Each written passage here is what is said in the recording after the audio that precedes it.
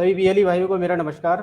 आज की मुलाकात इस श्रृंखला में मैं नवल शर्मा सीएससी उत्तर प्रदेश टीम की तरफ से सभी बीएलई भाइयों का हार्दिक स्वागत करता हूं। और आज की मुलाकात इस श्रृंखला में आज हम सीएससी के माध्यम से जो हमारे यूसीएल बीएलई भाई हैं आधार संशोधन का काम करते हैं, तो आधार संशोधन का काम करने के दौरान कौन कौन सी सावधानियां हैं, कुछ चीज़ें और अपडेट हो गई हैं, अब काम कर रहे हैं हम लोग, तो वो सावधानियां और कैसे हम लोग अपने आधार यूसीएल से ट्रांजेक्शन्स को बढ़ा सकते हैं अपने ट्रांजेक्शन्स को। क्योंकि कुछ एक सर्विसेज हमारी बार्ड कर दी गई हैं, हम नेम करेक्शन, डीओबी करेक्शन या जेंडर करेक्शन नहीं कर पा रहे हैं, जो कि अभी पिछले कुछ एक महीनों पहले तक हम कर पा रहे थे। उसके बावजूद भी हम अभी भी किस तरह से अपनी जो ट्रांजेक्शन्स हैं अपने आधार यूसीएल पे जो सर्विसेज हमारी अवेलेबल हैं उन सर्विसेज को आम जनमानस तक, सिटीजन्स को अच्छे से और अधिक से अधिक किस तरह से दे सकते हैं, तो उस पर थोड़ा सा डिस्कशन करेंगे। सबसे पहले तो हम समझ लें कि अभी जो हमारे यूजुअल सॉफ्टवेयर पे है वो केवल हम लोग अब mobile number, email ID, address और डॉक्यूमेंट अपलोड या अपडेट जो सर्विस है उस पर ही काम कर पा रहे हैं। इसके अलावा हम लोग नेम, डीओबी या जेंडर करेक्शन नहीं कर सकते हैं। बायोमेट्रिक हम लोग शुरू से ही नहीं कर पाते हैं, तो बायोमेट्रिक अपडेट भी हम लोग नहीं कर सकते हैं या फोटो अपडेट नहीं कर पाते हैं। डेमोग्राफिक डिटेल में हम लोग mobile number, email ID, address और डॉक्यूमेंट अपलोड ये सर्विसेज हम लोग यूजुअल सॉफ्टवेयर के माध्यम से दे सकते हैं। कुछ बेसिक गाइडलाइंस को थोड़ा सा रिवाइज कर लेते हैं। जैसे कि आज हम लोग जो काम कर रहे हैं आधार पे, तो हमें यूआईडीआई की जो गाइडलाइंस हैं, चाहे वो डॉक्यूमेंट्स को लेके हो और जो हमारा वर्किंग प्रोसेस है उसको लेके हो, हमारे सेंटर की ब्रांडिंग को लेकर हो, रेजिडेंट के साथ में व्यवहार करने को लेके हो, और जो यूजर चार्जेस बताए गए हैं यूआईडीआई के उसके अनुसार जो चार्जेस लेने हैं वो हो, तो पूरा यूआईडीआई की जो एक एसओपी या गाइडलाइन है उसके अकॉर्डिंग हमें काम करना होता है। हमें किसी भी तरह से किसी भी रेजिडेंट से एक्स्ट्रा मनी चार्ज नहीं करना है। और काम करने के दौरान हमें ध्यान रखना है कि कोई भी अननोन पर्सन या फिर कोई दूसरा बीएलई भाई हमारे जो आपके साथ काम करते हैं या आसपास आपके काम करता है कोई भी, और कभी कभी होता है क्या है कि कभी सिस्टम में कुछ इशू या एरर आ गया तो हम लोग सपोर्ट लेने के लिए, या कोई व्हाट्सएप ग्रुप ऐसे जिसमें कि हम वो ऑफिशियल नहीं है, सीएससी की तरफ से नहीं चलाए जा रहे हैं, तो ऐसे ग्रुप्स में या फिर किसी अननोन पर्सन को हम लोगों को अपना सिस्टम रिमोट पर, स्पेशली जिस पे हम आधार का काम कर रहे हैं, बैंकिंग की सर्विसेज दे रहे हैं, तो ऐसे सिस्टम्स को हमें रिमोट पर नहीं देना चाहिए। जो डॉक्यूमेंट्स हैं वो हम लोग टेम्पर डॉक्यूमेंट यूज ना करें। जो भी डॉक्यूमेंट की लिस्ट है उस डॉक्यूमेंट की लिस्ट में जो डॉक्यूमेंट्स हैं उनको यूज करें, उनमें किसी तरह की ओवर राइटिंग, कटिंग या फिर वाइटनर इत्यादि नहीं लगा हुआ हो। जो सॉफ्टवेयर आप लोग यूज कर रहे हैं उस सॉफ्टवेयर के साथ में हम लोगों को किसी भी तरह से कुछ अपनी तरफ से मैनिपुलेशन या फिर उस एप्लीकेशन में छेड़छाड़ नहीं करनी होती है। नहीं तो इस तरह की जो केसेस हैं उस पर भी यूआईडीआई का वो वायलेशन है और फिर पेनलाइज किया जाता है और साथ में फिर सस्पेंशन भी किया जा सकता है ऑपरेटर का। यूआईडीआई की कुछ हेल्पलाइन नंबर्स हैं। अगर किसी रेजिडेंट को कुछ अपना जानकारी लेनी है अपने आधार के बारे में, या फिर आपके यहाँ पे जो आधार एनरोलमेंट कराने या अपडेट कराने रेजिडेंट्स आते हैं, फिर एनरोलमेंट स्लिप आप उनको प्रोवाइड कराते होंगे, तो वो रेजिडेंट अपने घर पर भी उस एनरोलमेंट नंबर को 1947 पर कॉल करके और उसका अपडेट वो ले सकते हैं कि उनका आधार जनरेट हुआ नहीं हुआ। तो इसलिए कुछ एक बेसिक जो हेल्पलाइन नंबर्स हैं यूआईडीआई की, मेल आईडीज़ हैं, वो अपने आप सेंटर पे ज़रूर डिस्प्ले करके रखें और आपको भी इसके बारे में अच्छे से नॉलेज होनी चाहिए, जिससे कि आप चूँकि आपको खुद नॉलेज होगी तभी आप रेजिडेंट को अपने अच्छे से बता पाएंगे उसके बारे में। और अननेसेसरी रेजिडेंट होता क्या है, कई बार जब रेजिडेंट जहाँ पे काम कराने जाते हैं ना, तो फिर वो अपडेट लेने भी वहीं पे जाते हैं बार बार। हाँ, तो इस तरह का जो अननेसेसरी का फुटफॉल या फिर अननेसेसरी जो रेजिडेंट आपके यहाँ पे पूछने आ रहे हैं केवल जो कि वो जानकारी 1947 पे कॉल करके, या चूँकि आजकल सभी स्मार्टफोन चला रहे हैं, एंड्रॉयड फ़ोन चलाते हैं, तो उसमें मेल आईडीज़ वगैरह भी सभी रेजिडेंट आजकल रखते हैं। खुद नहीं रखते हैं तो उनके घर परिवार में मेल आईडी ज़रूर होगी। तो इस तरह से जो रेजिडेंट के लिए सुविधाजनक चीज़ें हों वो अपने सेंटर पर ज़रूर डिस्प्ले करके रखें, जो जिससे क्या है कि आपका और कस्टमर के बीच में, या रेजिडेंट जो आपके यहाँ काम कराने आ रहा है, वो एक बॉन्डेशन, अच्छी बॉन्डेशन बनेगी। कुछ एक डॉक्यूमेंट से रिलेटेड जो हम लोगों से एरर्स हो जाते हैं वो थोड़ा सा एक बार दोबारा से रिव्यू कर लेते हैं। चूँकि अब हम लोग केवल डेमोग्राफिक डिटेल और उसमें भी एड्रेस अपडेट कर रहे हैं या मोबाइल नंबर अपडेट कर रहे हैं, तो मोबाइल नंबर अपडेट में तो कोई डॉक्यूमेंट यूज़ होता नहीं है, मेल आईडी में भी कोई डॉक्यूमेंट हम लोग यूज नहीं करते हैं। मेन बात आती है एड्रेस की। तो एड्रेस में हम लोग आजकल जो डॉक्यूमेंट यूज करते हैं, तो उस डॉक्यूमेंट में अगर कोई भी किसी भी तरह के एरर्स होते हैं, तो डॉक्यूमेंट एरर के बिहाफ पे यूआईडीआई ने दो तरह के डॉक्यूमेंट बताए हैं। एक तो DOE 1 है, DOE 2 एरर है। DOE 1 एरर्स जो होते हैं उसमें मोस्टली उन्होंने ग्रेव एरर्स को रखा है, जिसमें कि आप देख सकते हैं कि फ्रॉडुलेंट डॉक्यूमेंट, मतलब जो डॉक्यूमेंट जो लगना चाहिए था वो एक्चुअल में वो डॉक्यूमेंट नहीं लगा कर कुछ और डॉक्यूमेंट लगा दिया गया, मिसिंग डॉक्यूमेंट। जो डॉक्यूमेंट पता लगा किसी का एड्रेस अपडेट होना है तो उसमें वो डॉक्यूमेंट स्कैन ही नहीं किया गया जो एड्रेस प्रूफ होना चाहिए। डिटेल टेम्पर्ड, मतलब जो एड्रेस वाला पार्ट है उसमें जो डिटेल्स थी उसके साथ में कुछ भी ओवर राइटिंग या फिर वाइटनर लगा के या उसके साथ में कुछ टैम्परिंग की गई, एडिटिंग की गई है फोटोशॉप में। तो इस तरह के डॉक्यूमेंट्स, तो ये जो है DOE 1 में आते हैं, ये ग्रेव एरर्स होते हैं। तो हम लोग चूंकि अब एड्रेस अपडेट ही कर रहे हैं तो एड्रेस अपडेट करने के दौरान हमें DOE 1 एरर हमसे ना हो, चूंकि DOE 1 जो एरर है उस पर अब पेनल्टी भी इंक्रीज कर दी गई है। 40 टाइम्स जो पेनल्टी है वो इंक्रीज हो गई है। पहले वो 25 रुपये पर पैकेट हुआ करती थी, आज की डेट में वो पेनल्टी 1000 रुपये पर पैकेट हो चुकी है। तो इसलिए हमें DOE 1 जो कि ग्रेव एरर्स हैं, तो उस तरह के एरर्स हमसे ना हो। हम डॉक्यूमेंट के साथ में किसी भी तरह की टैंपरिंग ना करें। डॉक्यूमेंट स्कैन करते समय फिर उसको अच्छे से चेक कर लें, स्कैन करने के बाद जो हमारा प्रिंटर है जिससे हमने स्कैन किया कि स्क्रीन पे जो चीज़ स्कैन की है वो वैसे ही दिख रहा है या नहीं दिख रहा है। कहीं ऐसा ना हो जल्दबाजी में हमने जब स्कैन करते हैं तो प्लेन जो साइड होती है उसकी तरफ से वो स्कैन हो गया हो। तो ये DOE 1 के अंतर्गत आता है। बाकी DOE 2 एरर्स हैं जिसमें कि पुअर क्वालिटी डॉक्यूमेंट है। जो डॉक्यूमेंट आप स्कैन कर रहे हैं या जो डॉक्यूमेंट रेजिडेंट लेकर आए हैं वो रीडेबल नहीं है, उसकी क्वालिटी बहुत ज़्यादा खराब है, तो वो पुअर क्वालिटी डॉक्यूमेंट में आएगा। Document not as per approved list, UIDAI की जो डॉक्यूमेंट की लिस्ट है जिसमें कि एड्रेस प्रूफ में जो डॉक्यूमेंट्स बताए गए हैं, ठीक है। तो जैसे फॉर एग्जांपल मैं आपको एक बताना चाहूँ कि जो पैन कार्ड है, पैन कार्ड कभी भी एड्रेस प्रूफ का पार्ट है ही नहीं, क्योंकि उसमें वो डॉक्यूमेंट ऐसा डॉक्यूमेंट है जिसमें कि फोटो होता है रेजिडेंट का या जो भी कैंडिडेट है उसका नाम होता है और DOB होती है। एड्रेस उस डॉक्यूमेंट में होता ही नहीं है तो फिर उसको हम एड्रेस प्रूफ में नहीं ले सकते। अगर हम पैन कार्ड को एड्रेस प्रूफ में लगाते हैं तो वो document not as per approved list माना जाएगा और वो DOE 2 काउंट किया जाएगा। तो हम लोगों को जो डॉक्यूमेंट लेने हैं, जो एड्रेस प्रूफ की लिस्ट में जो डॉक्यूमेंट आ रहे हैं वही डॉक्यूमेंट को हम यूज करें।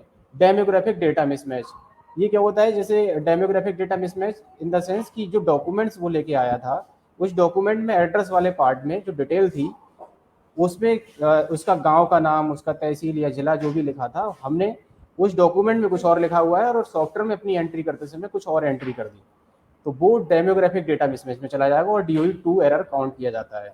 Scan document not of original document, हम लोग हमें अभी पिछले कुछ एक साल से जब से कि ये नया SOP आया है, हम लोगों को ओरिजिनल डॉक्यूमेंट लेने होते हैं और स्कैन उसको करना होता है। ऐसा नहीं कि ओरिजिनल डॉक्यूमेंट वो दिखा के और अपना जीरोक्स कॉपी को स्कैन कर रहे हैं। तो डॉक्यूमेंट एक तो ओरिजिनल और ओरिजिनल के साथ स्कैनिंग भी ओरिजिनल डॉक्यूमेंट की होनी चाहिए। डॉक्यूमेंट नेम मिसमैच, चूंकि अब नेम करेक्शन तो हम कर नहीं रहे, लेकिन फिर भी जो पहले वाले पॉइंट नंबर 2 में 3 में था कि जो एड्रेस है, एड्रेस जैसे कि एज पर जो डॉक्यूमेंट लेके आया है तो हम लोग सॉफ्टवेयर में एंट्री करते समय भी उसी तरह का एड्रेस इनपुट करें। और जो चूंकि करेक्शन कर रहे हैं हम लोग, नया तो बना नहीं रहे हैं, तो एड्रेस को देख लें कि एड्रेस जो कराने आए हैं संबंधित उसी रेजिडेंट का है जिसका आधार है। तो ऐसा ना हो कि आधार किसी और का है, एड्रेस किसी और के लिए हम डॉक्यूमेंट यूज कर रहे हो, तो डॉक्यूमेंट नेम मिसमैच या फिर वो डेमोग्राफिक डेटा मिसमैच में चला जाएगा। तो DOE 1 और DOE 2 को थोड़ा सा मैंने इन शॉर्ट में आपको बताया, क्योंकि बहुत कंफ्यूजन रहता है इस चीज़ में कि सर DOE 1 क्या है, DOE 2 क्या है। और DOE 1 पे मैंने आपको बताया, स्पेशली इस गलतियों पे विशेषतः आपको ध्यान देना है, क्योंकि ये जो पेनल्टी है इसमें 25 रुपये पर पैकेट से वो अब बढ़ाकर DOE 2 में 1000 रुपये कर दी गई है और DOE 1 में 10,000 रुपये पर पैकेट लगती है पेनल्टी। तो डॉक्यूमेंट एरर की पेनल्टीज को हम लोग समझ लें। जो DOE 1 एरर है उस पर 10,000 रुपये की पेनल्टी लगती है अगर एक भी सिंगल हम लोग कोई भी गलती करते हैं, और साथ में सस्पेंशन भी होता है। DOE 2 में जो 25 रुपये पर पैकेट पेनल्टी हुआ करती थी वो अब 1000 रुपये पर पैकेट हो चुकी है।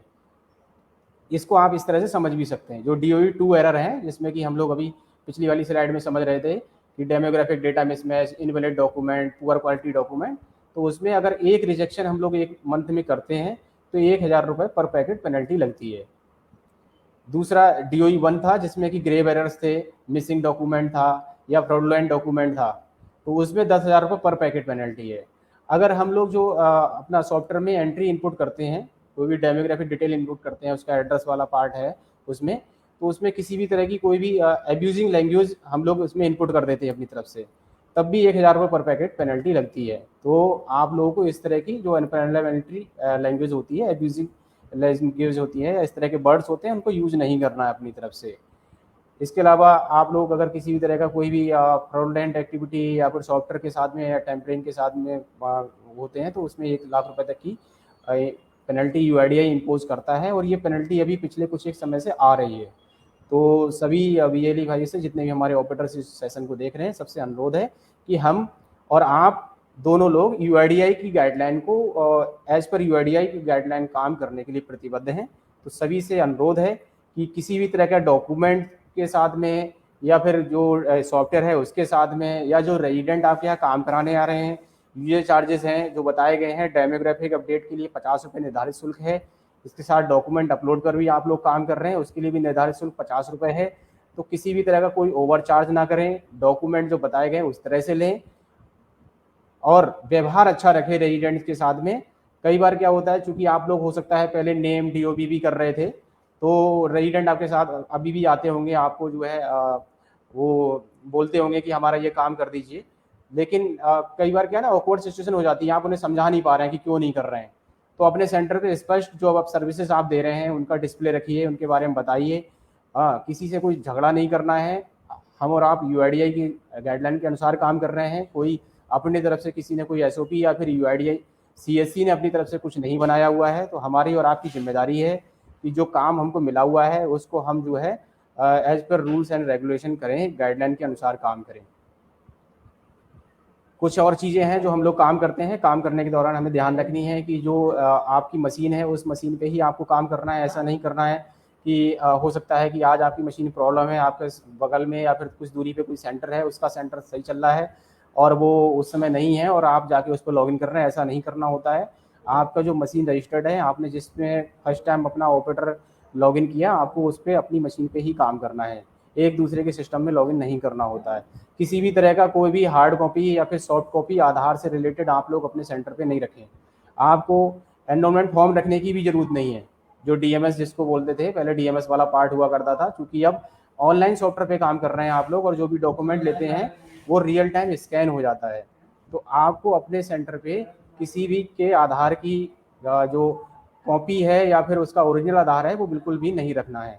अपने सिस्टम में भी उसका सॉफ्ट कॉपी ना रखें स्कैन करके, इसकी कोई ज़रूरत नहीं है। आप जो एनरोलमेंट फॉर्म भी लेते हैं तो आप ये ऐसा कर सकते हो कि एनरोलमेंट फॉर्म के पीछे ही उसका एनरोलमेंट स्लिप प्रिंट करके वापस कर सकते हैं। कोई भी इस तरह का डॉक्यूमेंट ना रखें।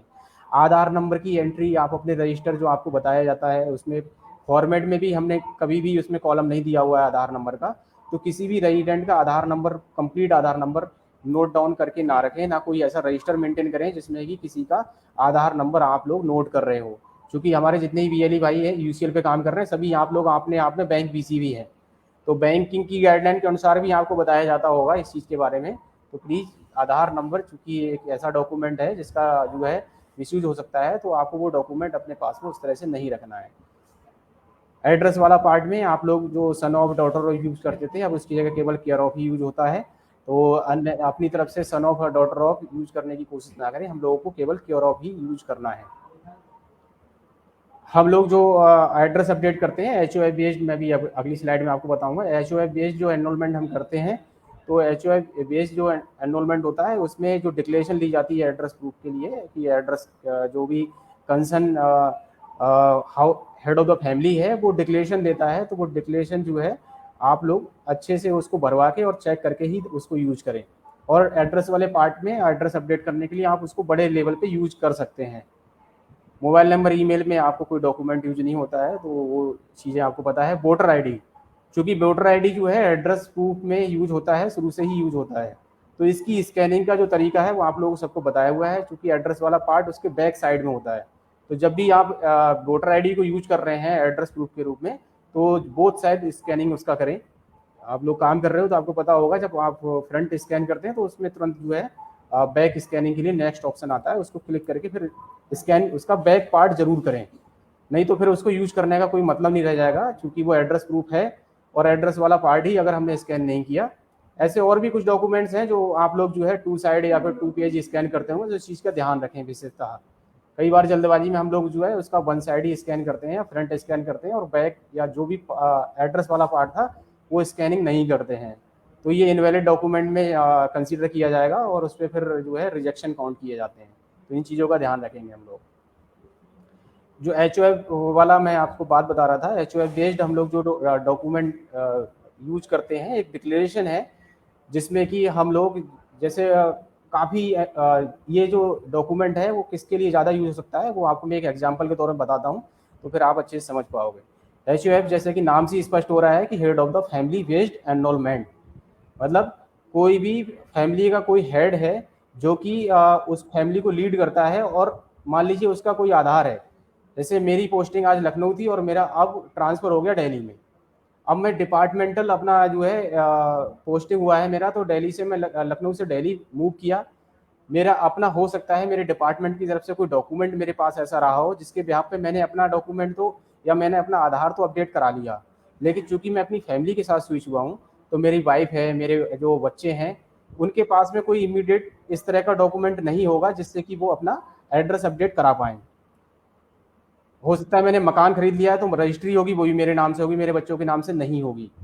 तो मैंने अगर अपना आधार अपडेट कराया हुआ है और मैं चाहता हूँ कि मेरे फैमिली में जो और लोग हैं, जैसे कि इसमें दिखाया गया है immediate family members, father mother, husband wife, son daughter brother sister grandfather mother, तो इस तरह का अगर रिलेशनशिप उसके जो भी डाउनलाइन जो भी उसकी फैमिली मेंबर्स हैं और उसका आधार अपडेट हुआ है, तो वो अपने आधार पे एक डिक्लेरेशन के बिहाफ में जो भी उसके एज पर आधार एड्रेस है, इस डिक्लेरेशन को वो भरवा कर अपना कंसर्न जो भी आपके यूसीएल सेंटर पे अगर रेजिडेंट आते हैं तो आप उसके आधार के बिहाफ पे उसकी फैमिली मेंबर्स के सभी के एड्रेस अपडेट कर सकते हैं।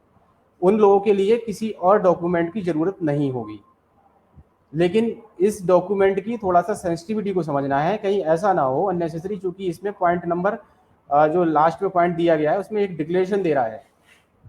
जो डिक्लेरेशन है उसमें एक उसने अपनी तरफ से डिक्लेरेशन दी है कि अगर मैं जो ये रिलेशनशिप यहाँ पे डिक्लेयर कर रहा हूँ कि मेरा ये डॉटर है, सन है, वाइफ है, कहीं से कहीं भी अगर वो गलत पाई जाती है तो एज पर यूआईडीआई या as per rules and regulation जो एक्ट बना हुआ है आधार एक्ट, मेरा तो उसका तो रिजेक्ट हो ही जाएगा जिसका वो कराना चाह रहे थे, मेरा भी आधार सस्पेंड कर दिया जाए, इस तरह की वो डिक्लेरेशन साइन करके दे रहे हैं।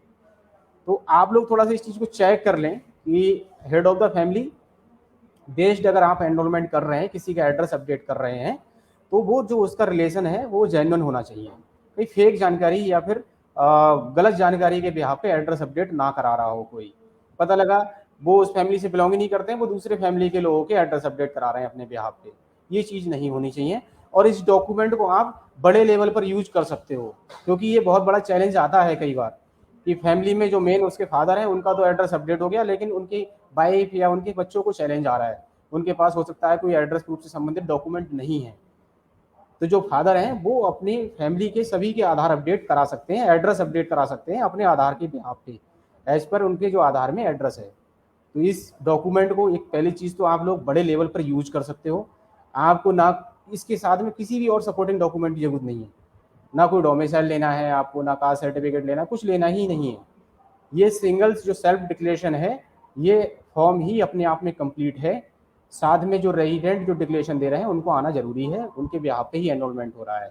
तो इस चीज़ को थोड़ा सा ध्यान देना है, इस डॉक्यूमेंट को हमें यूज भी करना है और इसकी सेंसिटिविटी को यूज देखते हुए यूज करना है। अब थोड़ा सा जो अभी आज की डेट में जो चैलेंजेस हैं उसके बावजूद भी हम कैसे अपने ट्रांजेक्शन्स को बढ़ा सकते हैं। जो हमारे पास सर्विसेज हैं अभी मेजर देखा जाए तो मोबाइल नंबर और एड्रेस, दो सर्विसेज हैं जो कि हमारे पास में अभी यूसीएल पे शेष हैं। यूआईडीआई के अनुसार, यूआईडीआई ने जो आंकड़े बताए हैं, अभी भी 25 से 30% लोग ऐसे हैं जिनके आधार में मोबाइल नंबर लिंक नहीं है। मोबाइल नंबर लिंक है उसके बावजूद भी बहुत काफ़ी रेजिडेंट ऐसे हैं जो कि मोबाइल नंबर अपडेट कराते रहते हैं सभी समय पे। ठीक है, हर कोई अभी आज की डेट में देखें तो सिंगल तो छोड़िए, आप 2 से 3 मोबाइल नंबर यूज कर रहे हैं लोग। तो एक मोबाइल नंबर बंद हो गया, खो गया या कुछ हो गया तो अपना मोबाइल नंबर अपडेट कराते हैं। तो मोबाइल नंबर लिंक कराना, मोबाइल नंबर अपडेट कराना, ये इसमें अगर देखें परसेंटेज के हिसाब से तो काफ़ी फुटफॉल अभी इसका है और लोग आ रहे हैं काम कराने। जैसे कि हमने अभी एग्जाम्पल के तौर में देखा, अभी सहारा जो अभी सारा रिफंड वाला जो चल रहा था उसमें भी दूसरा भी वन फैमिली वन आईडी है, आयुष्मान भारत में भी एक नया फीचर दे दिया गया है, जैसे कि केवाईसी जो होती है वो बायोमेट्रिक या फिर आईरिस बेस्ड होती थी, अब उसको मोबाइल बेस्ड भी कर दिया गया है। जो रेजिडेंट या फिर जो बेनिफिशरीज हैं उनके लिए एक सेल्फ पोर्टल दिया गया है। अगर रेजिडेंट या जो बेनिफिशरी है उसके मोबाइल आधार में मोबाइल नंबर लिंक है तो वो आयुष्मान भारत या जो आयुष्मान का जो केवाईसी करनी होती थी वो ओटीपी बेस्ड कर सकता है। अगर मोबाइल नंबर लिंक नहीं है, अपडेटेड नहीं है मोबाइल नंबर, तो वो नहीं कर पाएगा। पिछले अभी हमने देखा कि सहारा रिफंड वाली जो एक स्कीम चल रही थी उसमें हमारे कुछ एक डिस्ट्रिक्ट हैं, स्पेशली इधर गोरखपुर मंडल में यूपी ईस्ट के कुछ जिले हैं, कुशीनगर, देवरिया, और भी चूंकि जो सहारा जो ग्रुप है उसने एक रिफंड वाला अपना रजिस्ट्रेशन पोर्टल ओपन किया, उसमें लोग रजिस्ट्रेशन करा रहे हैं और उसमें एक लिमिटेशन ये है कि मोबाइल नंबर पहली चीज़ तो लिंक होना चाहिए और मोबाइल नंबर उनका ऑपरेशनल होना चाहिए। तो हमने देखा एक काफ़ी बड़े नंबर्स थे कि जिन लोगों के आधार में मोबाइल नंबर या तो थे नहीं लिंक या फिर वो सही नहीं थे, और लोगों ने अभी पिछले 1.5-2 महीने से देख रहे हैं हम लोग कि कुछ सेंटर्स पे काफ़ी हैवी फुटफॉल देखने को मिला। हमारे एक बीएलई ने एक दिन में 100 या 100 से प्लस मोबाइल नंबर अपडेट किए हैं, जहां वो बीएलई खुद से बता रहे हैं, हमने उनसे एक्सपीरियंस उन्होंने हमारे साथ में साझा किया कि वो पहले 10 या 15 भी नहीं कर पा रहे थे। अब चूंकि स्कीम ऐसी आई जिसमें कि लोगों को जरूरत महसूस हुई कि भाई मेरा मोबाइल नंबर अपडेट होना चाहिए या मोबाइल नंबर लिंक होना चाहिए, तो वहां पर वो फुटफॉल एक साथ बढ़ गया। ठीक है ना। तो अगर हम देखें कि हमारे पास जो सर्विस है अभी भी आधार में मोबाइल नंबर लिंक करना या अपडेट करना, इसमें बहुत बड़ा स्कोप है। हमें किसी भी तरह से अभी डिमोरलाइज नहीं होना है, अपने लिए अपना मनोबल कम नहीं करना है कि हमारे सर उस पर, चूंकि आप लोग कई बार कॉल करते हो तो आपका यही रहता है, अपना पक्ष आप देते हैं कि हमारे सर उस पर मोबाइल नंबर के अलावा, अब एड्रेस के अलावा हम डीओबी या नेम करेक्शन करते थे, वो सर नहीं हो रहा है, इसकी वजह से काफ़ी रेजिडेंट लौट के जा रहे हैं। देखिए, नेम करेक्शन या डीओबी करेक्शन जो हमारे यूसीएल सॉफ्टवेयर से हटाया भी गया है, तो उसको हमें थोड़ा पॉजिटिव वे में लेना है, क्योंकि जो हमसे गलतियां हो रही थी वो ज़्यादा से ज़्यादा इसी वाले पार्ट में ज़्यादा हो रही थी, है? जो नेम करेक्शन है या डीओबी करेक्शन है। आधार प्रोजेक्ट को लगभग 10 साल या 10 साल से ज़्यादा हो चुके हैं, किसी का नाम गलत या किसी की डीओबी गलत है, और एक काफ़ी लंबा समय रेजिडेंट्स को मिला, जो भी आधार धारक है उनको मिला है अपडेट कराने के लिए। आज की डेट में भी लोग नाम करेक्शन कराना चाह रहे हैं, डीओबी करेक्शन कराना चाह रहे हैं, तो वो क्यों कराना चाह रहे हैं? कहीं ऐसा ना हो वो तो अपना डॉक्यूमेंट लेके आ रहे हैं और उसको हम जल्दबाजी में सही से वेरीफाई नहीं कर पा रहे थे और उसको हम यूज कर ले रहे थे, जिसके बिहाफ पे फिर बाद में यूआईडीआई उसको चेक करता है, तो वो चेक करने में ये पाया जाता है कि वो डॉक्यूमेंट ठीक नहीं था, एज पर गाइडलाइन उस डॉक्यूमेंट को यूज नहीं किया गया, ना वो एज पर गाइडलाइन बना हुआ डॉक्यूमेंट है। क्योंकि आधार एक अपने आप में एक ऐसा डॉक्यूमेंट हो चुका है कि जिससे बहुत सारे जो सर्विसेज हैं, बहुत सारे गवर्नमेंट डिपार्टमेंट या नॉन गवर्नमेंट जो स्कीम्स हैं उनका लाभ लोगों को मिल रहा है। ठीक है, तो ऐसा ना हो कि आधार को बनाने या आधार को सही करने में जो सपोर्टिंग डॉक्यूमेंट यूज हुए वो गलत डॉक्यूमेंट यूज हो गया। ठीक है, तो वो जाने अनजाने में हमसे कुछ गलतियां हो जा रही थी, और ज़्यादातर गलतियां जैसे मैंने बताया आपको नेम करेक्शन या डीओबी करेक्शन में ही हो रही थी। तो हमको थोड़ा सा उसको पॉजिटिव वे में लेना है कि अगर वो गलती नहीं होंगी तो हम पे अब पेनल्टी भी नहीं आएगी, ज़्यादा सस्पेंशन भी नहीं होगा। हम केवल आधार का ही काम नहीं करते, हमारे जितने भी यूसीएल भाई हैं, आप लोग बैंक बीसी हो, आपके साथ में और भी जो सीएससी की सर्विसेज हैं, आप सारी सर्विसेज देते होगे। हम ये मान के चलते हैं कि हमारा जो यूसीएल सेंटर है एक ऐसा सेंटर है जिसपे कि सीएससी की लगभग 99% सर्विसेज जो सीएससी पोर्टल पे लाइव हैं, आप वो यूटिलाइज कर सकते हैं, वो सर्विसेज सिटीजन्स को डिलीवर कर सकते हैं। तो हमें ये नहीं बाउंड रखे रह जाना है कि सर बस केवल हम यूसीएल पे काम कर रहे थे और उसमें ही ये सर्विसेज थी, इसकी वजह से हमारा फुटफॉल कम हो गया। ये सर्विस एक ऐसी सर्विस है जो कि आपके सेंटर पे फुटफॉल बढ़ाने और लोगों को कनेक्शन या कनेक्टिविटी बढ़ाने के लिए दी गई है। आपको इस सर्विस को सेवा भाव से देखना है कि हम लोगों को सर्विस दे रहे हैं। अब चूंकि काम करते हैं, कोई भी काम हो तो उसके एवज में हमें जो है उसका रिवार्ड या इनकम तो मिलती ही है, तो थोड़ा सा हमें इस यूआईडी और यूआईडी के फेस और यूआईडी के लोगों और सीएससी के लोगों को ध्यान में रखते हुए काम करना है। और अभी भी एड्रेस अपडेट लोग जो है अपना रेजिडेंस जो चेंज करते हैं, जो भी निवास चेंज करते हैं तो एड्रेस अपडेट करते हैं। आए दिन आप लोग देखते हो एड्रेस भी अपडेट करा रहे हैं। जो वन फैमिली वन आईडी वाला कॉन्सेप्ट है, जिसमें कि यूपी गवर्नमेंट ने अभी जो यूपी के जितने भी, पहली चीज़ तो जितने राशन कार्ड होल्डर हैं उनको उन्होंने राशन कार्ड जो है नंबर उसी को फैमिली आईडी में कन्वर्ट किया है, और जो नॉन राशन कार्ड होल्डर हैं उसमें उन्होंने ओटीपी मोबाइल नंबर लिंक होना जरूरी है उस चीज़ के लिए भी, तभी वो वन फैमिली वन आईडी में रजिस्टर कर पाएगा अपने आप को, या फिर उनको अपने राशन कार्ड में कुछ भी अपडेशन कराना है वन फैमिली वन आईडी के अंतर्गत, तो भी वो मोबाइल नंबर लिंक है तभी करा पाएंगे। दूसरी चीज़, एड्रेस उनका यूपी का ही होना चाहिए। जो भले ही अब 10 साल से यूपी में रह रहे हैं, पहले मुंबई में रहते थे, मुंबई में जहाँ रहते थे वहाँ का उनका एड्रेस के ब्याह पे आधार बना हुआ है। अब वो चाहते हैं कि वन फैमिली वन आईडी के अंतर्गत मैं 10 साल से यूपी में रह रहा हूँ, तो उसका लाभ मुझे मिल जाए। तो लाभ कैसे मिल पाएगा? उन्हें तभी मिल पाएगा जब उनका आधार भी यूपी का होगा। भले ही वो 10 साल से रहते हैं यहाँ पे, उनका अपना मकान है, उनकी अपनी फैमिली है, उनके बच्चे यहाँ पढ़ते हैं, सब कुछ, वो सब कार्य काम यहाँ करते हैं, लेकिन जब तक अपना आधार वो अपडेट नहीं कराएंगे, अपना एड्रेस यूपी का नहीं कराएंगे, तब तक उनको वन फैमिली वन आईडी का लाभ नहीं मिल पाएगा। तो एड्रेस अपडेट में भी बहुत स्कोप है, और इसीलिए बार बार बोला जाता है कि सभी जो भी रेजिडेंट्स हैं, जो आधार धारक हैं, अपना आधार अपडेट रखें। जैसे कि इस स्लाइड में आप देख रहे होंगे, अपडेटेड आधार सशक्त आधार, कि आधार अगर अपडेटेड रहेगा तो आधार वो सशक्त आधार माना जाएगा, वो उसकी जो ऑथेंटिसिटी है वो तभी मानी जाएगी वो अपडेटेड है। बायोमेट्रिक अपडेट हमको समय समय पे कराने पड़ते हैं, तो इसी तरह से डेमोग्राफिक डिटेल्स भी हमारी अपडेट रहनी चाहिए। तीसरा है डॉक्यूमेंट अपलोड। जितने भी आधार धारक जो 10 साल पहले आधार बनवाए थे कभी अपना, और उनको 10 साल से ज़्यादा हो गया है, भले ही उन्होंने अपना रेजिडेंस चेंज नहीं किया या उन्होंने अपने आधार में किसी भी तरह की कोई डेमोग्राफिक डिटेल चेंज नहीं कराई है, तो ऐसे सभी जो भी अपने आधार धारक हैं, उनको अपने POI POA ID address proof दोबारा से अपडेट कराने की ज़रूरत है। उनको कुछ नहीं करना है, सिंपल सा अपना एड्रेस प्रूफ और आईडी प्रूफ से संबंधित जो भी डॉक्यूमेंट होते हैं आपके पास आकर और अपलोड कराने की ज़रूरत है। चूँकि अब इसमें कोई ऐसा कंपल्सन नहीं किया गया है, ये सर्विस अभी वॉलेंट्री बोली गई है, मैंडेटरी नहीं इसको बोला है UIDAI ने, तो लोगों में थोड़ा सा अवेयरनेस नहीं है, लोग इसको समझ नहीं रहे हैं कि कराना ज़रूरी ही है।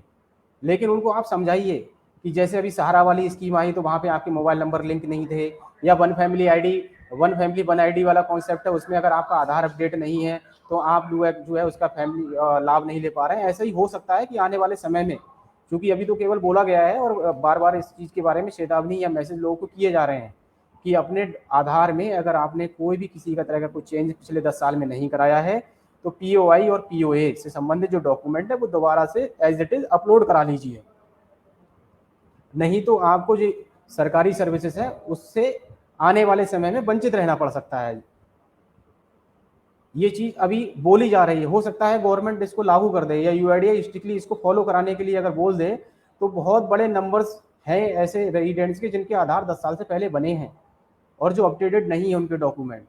तो हमें ये थोड़ा सा जिम्मेदारी खुद उठानी पड़ेगी और हमें खुद अपने आप से समझना पड़ेगा इस चीज़ को कि रेजिडेंट अननेसेसरी आने वाले समय में अगर कुछ ऐसा चैलेंज आता है तो लोग भीड़ ना लगाएं, लाइन कतारों में ना लगानी पड़े उनको, तो उन्हें बताएं, समझाएं और अपने आप से शुरुआत करें इस चीज़ की।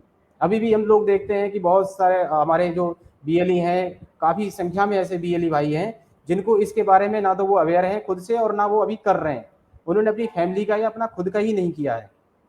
तो आप सभी लोगों से अनुरोध है, सभी जो इस लाइव सेशन को देख रहे हैं, हमारे चाहे वो ASK ऑपरेटर्स हैं चाहे UCL ऑपरेटर्स हैं, आप दोनों लोग इस सर्विस को कर सकते हो। डॉक्यूमेंट अपलोड के लिए UIDAI भी हमसे काफ़ी फॉलोअप कर रहा है, एज ए रजिस्ट्रार जो है उस UIDAI को हमसे काफ़ी उम्मीद है और हमने बहुत अच्छा अपने BLE भाइयों के माध्यम से काम किया है, जिस तरह से आधार का हम लोग आज तक काम करते आए हैं।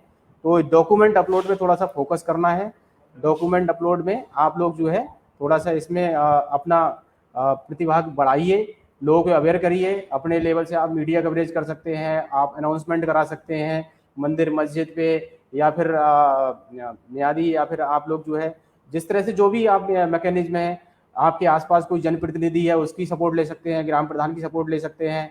इसके संबंध में लेटर्स जो हैं डिस्ट्रिक्ट मजिस्ट्रेट या फिर जो भी कंसर्न डिस्ट्रिक्ट अथॉरिटी है उनको भी UIDAI की तरफ से गए हुए हैं। आपको अगर कोई सपोर्टिंग में चाहिए, इसको सपोर्टिंग को लेकर तो UIDAI ने एक गजट नोटिफिकेशन भी जारी कराया है, गजट नोटिफिकेशन भी जारी हुआ है कि डॉक्यूमेंट अपलोड जो है कोई ऐसा नहीं है कि CSC या फिर जो CSC सेंटर वाले हैं वो अपनी मर्जी से लोगों को कराना चाह रहे हैं। वो एक जो है ज़रूरी चीज़ है, इसलिए उसको कराने के लिए बोला जा रहा है। ये जो मैं भी आपको बताना चाह रहा था कि डॉक्यूमेंट अपलोड जो है वो है क्या और वो क्यों करना ज़रूरी है, इस स्लाइड में आप देख भी सकते हैं कि 10 साल से पहले जितने भी लोग हैं जिन्होंने कभी भी अपना डेमोग्राफिक डिटेल में कोई चेंज नहीं कराया है, तो ऐसे लोगों को दोबारा से अपने डॉक्यूमेंट अपलोड कराने की ज़रूरत है। और इसमें जो डॉक्यूमेंट है वो आईडी एड्रेस प्रूफ दोनों अपडेट कराने की बात हो रही है। कहीं ऐसा नहीं है कि उन्होंने केवल आईडी प्रूफ अपलोड करा दिया, एड्रेस प्रूफ अपलोड नहीं कराया। ये चीज़ हो सकती है कि कोई वो ऐसा डॉक्यूमेंट लेके आए हैं, जैसे फॉर एग्जांपल वोटर आईडी है, जो कि दोनों में यूज हो सकता है, लेकिन अपडेट दोनों डॉक्यूमेंट कराने की बात हो रही है यहाँ पे, आईडी एड्रेस प्रूफ दोनों। ये अभी मैं आपको जैसे बता रहा था कि क्यों ज़रूरी है, आधार एक्ट के अनुसार जो है इसमें थोड़ा आधार सेक्शन 6 के अकॉर्डिंग इसको थोड़ा सा ज़रूरी समझा गया है, बोला गया है कि पीओआई पीओए दोनों लोग जो है अपना अपडेट कराएं। कुछ और चीज़ें हैं, अब काफ़ी सारी चीज़ें मैंने कवर की हैं अभी पिछले उसमें, लेकिन कुछ चीज़ें और भी हैं जो कि आप लोगों को थोड़ा ध्यान में रखने की ज़रूरत है कि आप जो भी सर्विसेज आपके पास में हैं वो ज़्यादातर सभी सर्विसेज पे काम करें, अपने सेंटर को अच्छे से मेंटेन करके रखें, ब्रांडिंग रखें अपने सेंटर पे, और नियमित अपना सेंटर खोलें।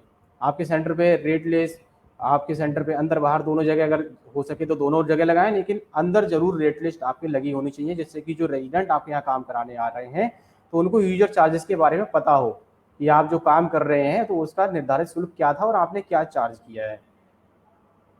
अपना सेंटर जहाँ पे आपको अलॉट किया गया है, जो निर्धारित जगह है वहीं पर चलाएं। ऐसा नहीं करें कि आज सेंटर यहाँ चला रहे हैं और अपनी मर्जी शिफ्ट करके सेंटर 1-2 महीने बाद कहीं और लेके चले गए।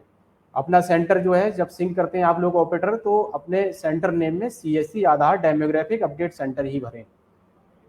कुछ लोग उसमें अपना लक्ष्मी कंप्यूटर या ऐसा कुछ भरते हैं, तो वो चीज़ नहीं, सेंटर नेम में केवल CSC आधार डेमोग्राफिक अपडेट सेंटर ही भरना है।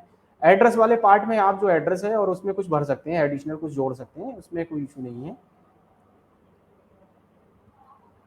सेंटर जब कई बार होता है कि UIDI की टीम या CSC के हमारे डिस्ट्रिक्ट मैनेजर से हम लोग कभी कुछ जाते हैं, तो आप सेंटर चेकिंग के दौरान सपोर्ट करें, ना कि आपको जब भी कुछ बताया जाता है या बोला जाता है तो फिर उसमें जो है आप जो है कंट्रोवर्सी करने की कोशिश करते हैं या फिर कटाक्ष करने की कोशिश करते हैं कि ये चीज़ नहीं, ऐसे नहीं, हमें पता ही नहीं था या बताया नहीं गया। आपको नहीं पता है तो पूछिए चीज़ों को, कोई दिक्कत नहीं है। आपको जैसा कि मैंने बोला कि हम और आप UIDI की गाइडलाइन को follow as per UIDI guideline काम करने के लिए प्रतिबद्ध हैं। तो आप जब भी UID से कोई टीम जाती है, हम लोगों में से कोई जाता है, CSC डिस्ट्रिक्ट मैनेजर जाते हैं, हमारे डिस्ट्रिक्ट टीम है, तो सपोर्ट करें, पूछें, बताएं चीज़ों को, डिनाई नहीं करें किसी चीज़ के लिए या उसका विरोध ना करें। बाकी डॉक्यूमेंट स्कैन करने के लिए मैं आपको बता ही दिया। और आप जो सेंटर है अपना निर्धारित सेंटर, हमने काफ़ी समय से आपको बताया हुआ है कि आप सुबह जो है काम शुरू कर सकते हैं और शाम को 8 बजे तक काम कर लें।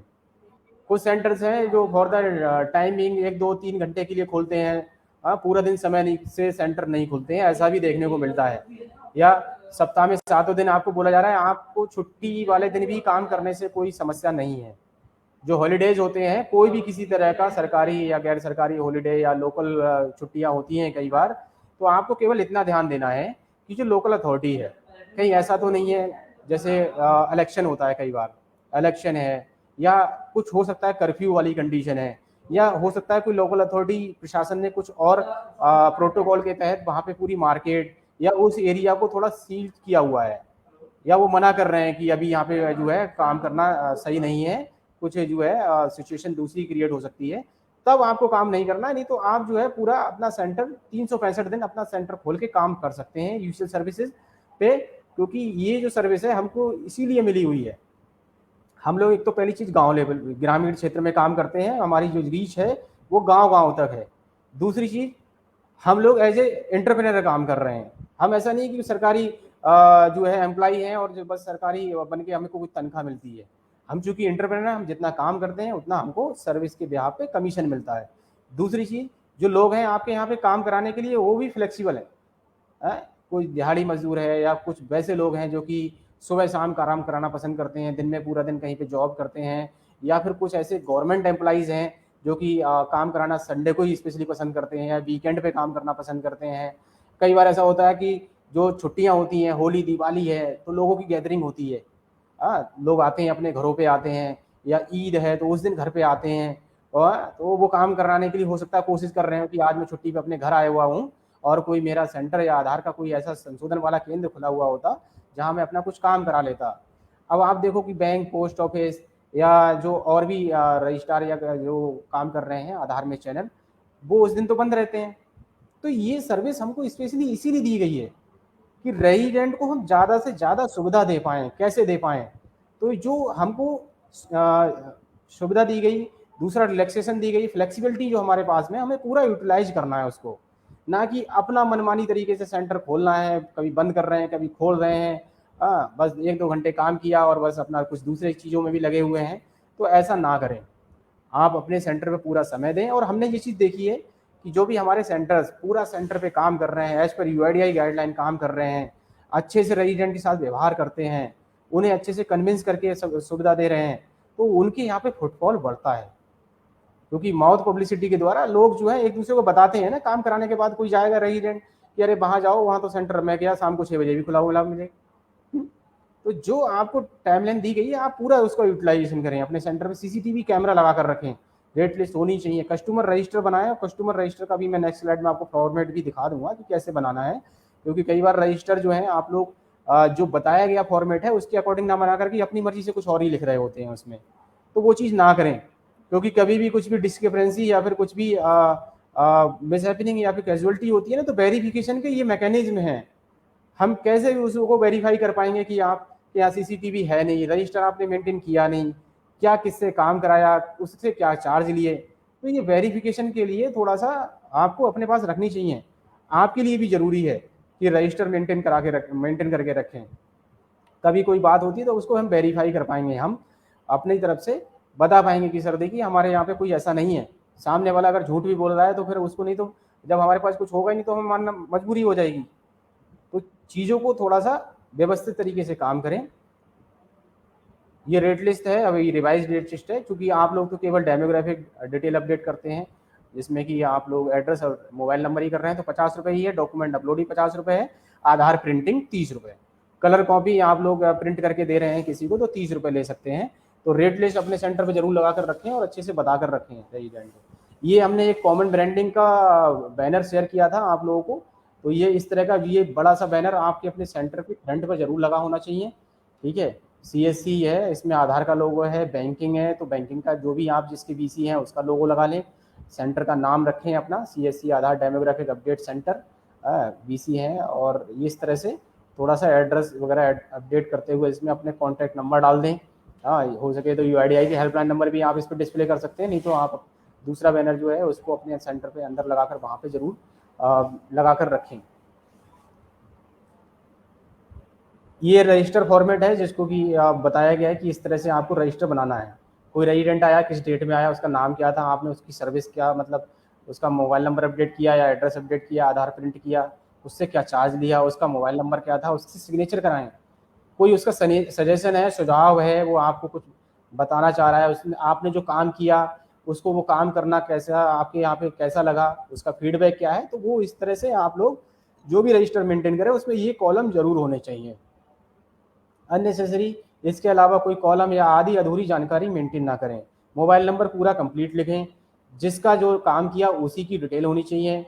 ऐसा नहीं हो कि नाम किसी का है, मोबाइल नंबर किसी और का डाल दिया वहाँ पे, या काम कुछ और है और कुछ और काम दिखाकर उसमें रेट भी कुछ और लिखा हुआ है। तो जो रजिस्टर का फॉर्मेट है हमको वही रजिस्टर फॉर्मेट यूज करना है और प्रॉपर तरीके से उसको मेंटेन करना है।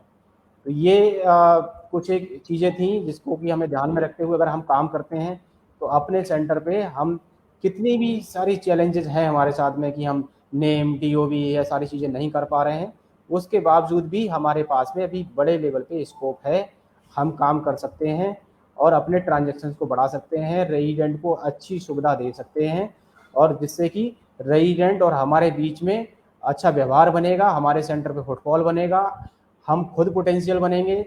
हाँ, चूँकि आप लोग यूसीएल हो, बीसी हो और भी सर्विसेज आपके साथ में हैं, आप सारी सर्विसेज पे काम कर सकते हो, तो अपने सेंटर की गरिमा को बनाए रखें।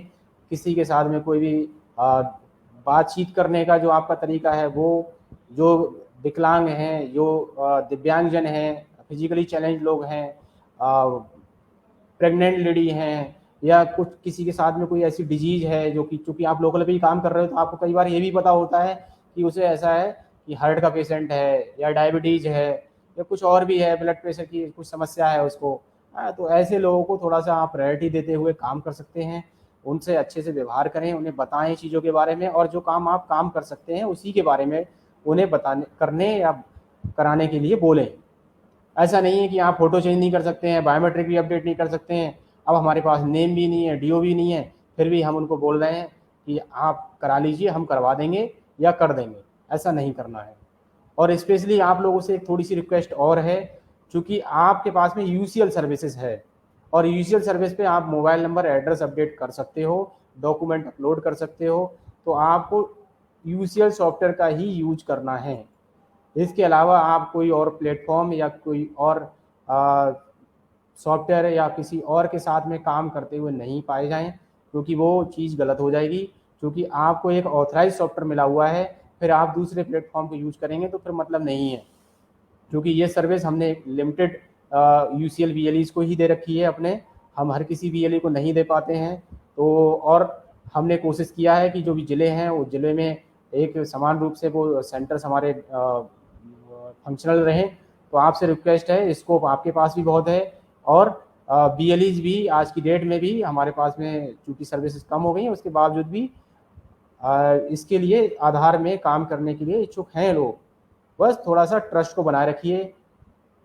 आने वाले समय में हमारे साथ में समय समय पे कुछ ना कुछ सर्विसेज आती रहती हैं सीएससी के साथ में, तो ऐसा ना सोचें कि यूसीएल हम सरेंडर कर दें या फिर हमारा जो है इनकम नहीं हो पा रहा है, क्योंकि ये तो एक एड ऑन सर्विस है, आपके पास और भी सर्विस है, उस पर काम करिए और अपने कस्टमर बेस को बढ़ाइए।